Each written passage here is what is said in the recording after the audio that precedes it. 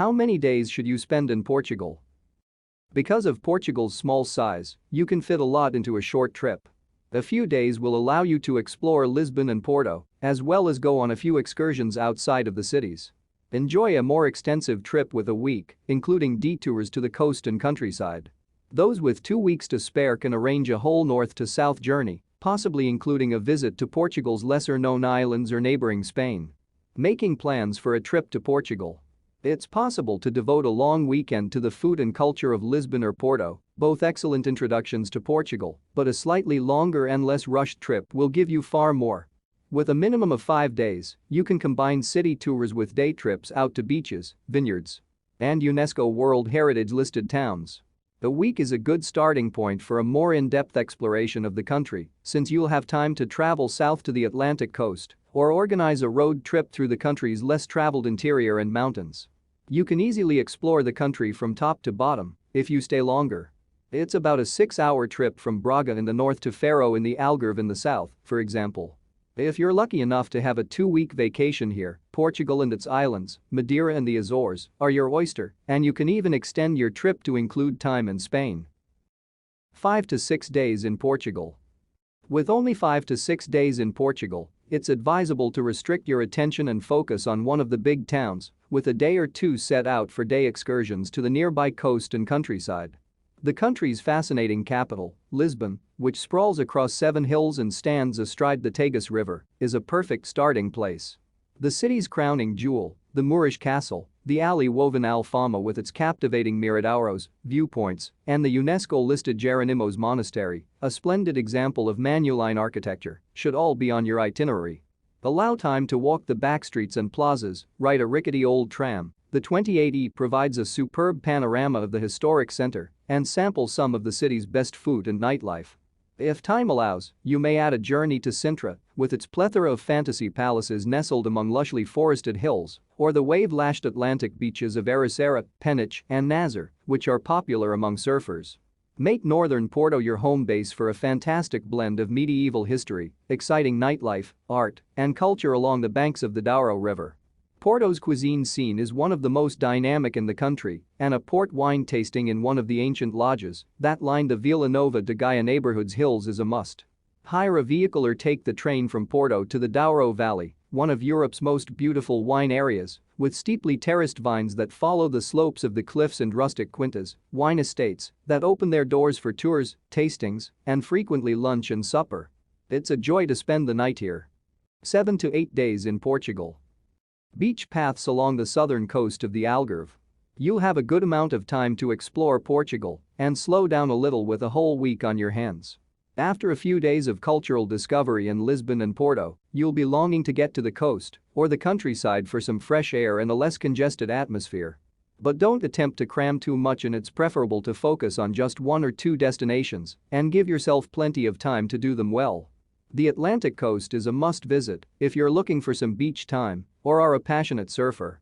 The Algarve, with its spectacular cliff-backed coves of golden sand and prettily whitewashed, castle-topped cities like Lagos, is little over a 2-hour journey south of Lisbon.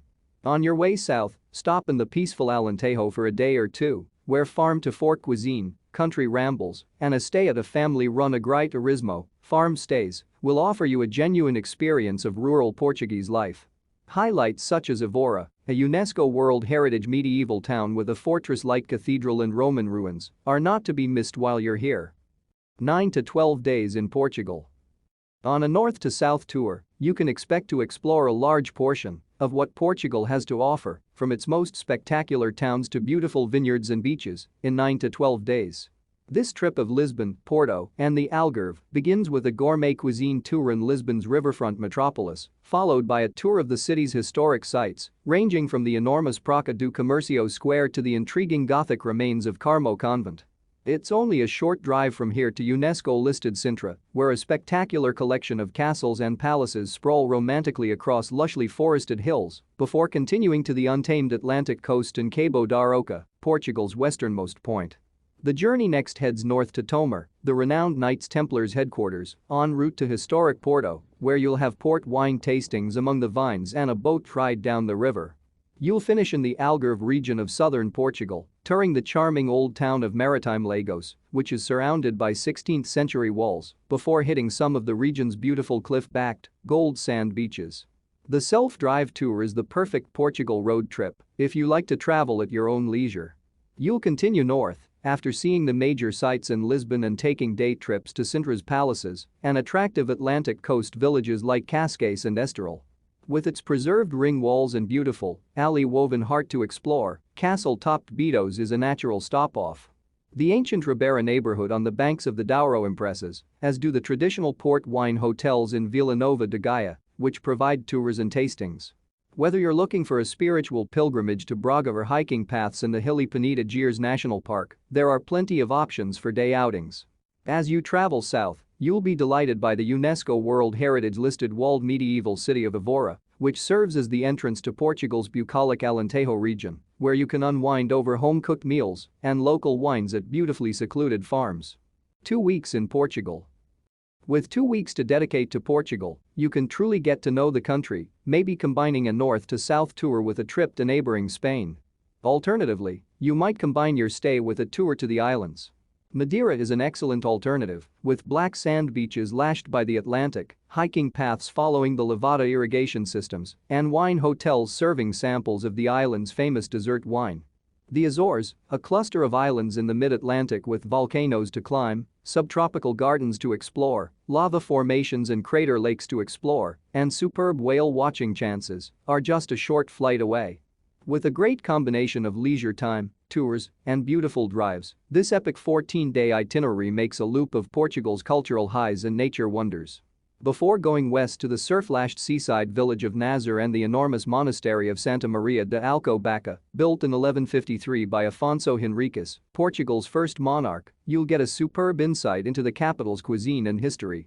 Moving north will take you to Coimbra, which is a charming medieval center and the country's oldest university, as well as vibrant, riverside Porto, where a spectacular drive will take you deep into the vine-draped Douro Valley, one of the world's most beautiful wine regions, for tastings and tours. Moving south brings you to Évora, a lovely laid-back walled city with lanes to explore and Roman monuments to admire, which is inscribed on the UNESCO World Heritage list. From here, go to the Alentejo for calm farm stays, rural walks, and traditional food based on the seasons.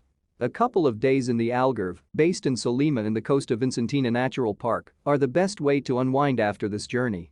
With a half-mile-long stretch of golden beach and easy access to adjacent coves, cliffs, and marshes, this quiet former fishing community has remained very low-key.